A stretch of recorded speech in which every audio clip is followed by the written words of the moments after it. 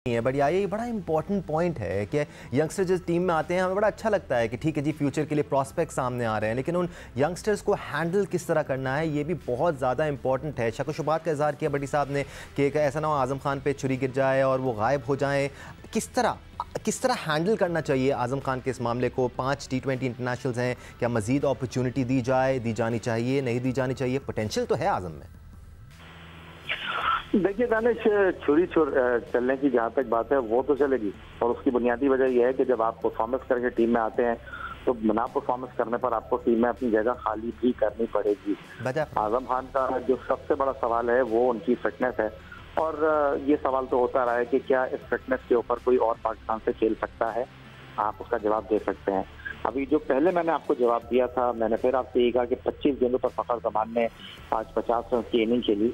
मेरा आप तमाम जितने भी शुरका हैं उनसे एक सीधा सवाल है कि अगर फखर जमान 17 ओवर तक बैटिंग करते तो क्या पाकिस्तान मैच जीता या यही नतीजा होता?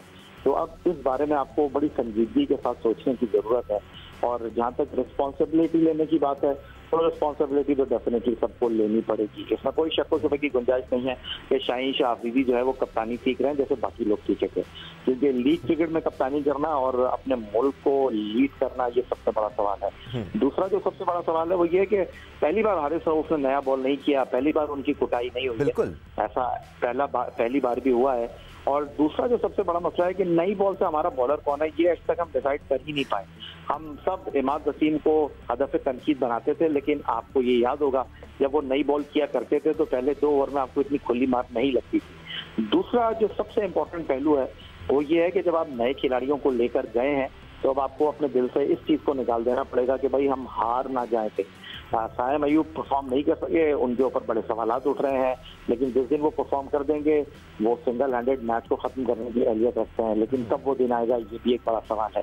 फिर आपने आज के मैच में भी जो है वो बाहर बिठाया जमान खान को, लेकिन अब आपको ये सोचना पड़ेगा कि भाई नई गेंद से आपको एक बॉलर की जरूरत है। ये वो सारे सवालात हैं जिनके जवाब ढूंढने की और समझने की, सोचने की जरूरत है। और जहां तक ये बात है कि विकेट कीपर 2 नहीं खेल सकते, तो दुनिया में अब सब टीमें 2-2, 3-3 विकेट कीपर के साथ खेल रही हैं। मैं क्विकली आपको बता देता हूँ, इंग्लैंड की टीम के कप्तान जॉर्ज बटलर हैं। व्हाइट बॉल क्रिकेट में वो 2 विकेट कीपर के साथ मैदान में उतरते हैं, और वो दूसरे विकेट कीपर जो है उनके जॉनी बेरिस्टो होते हैं।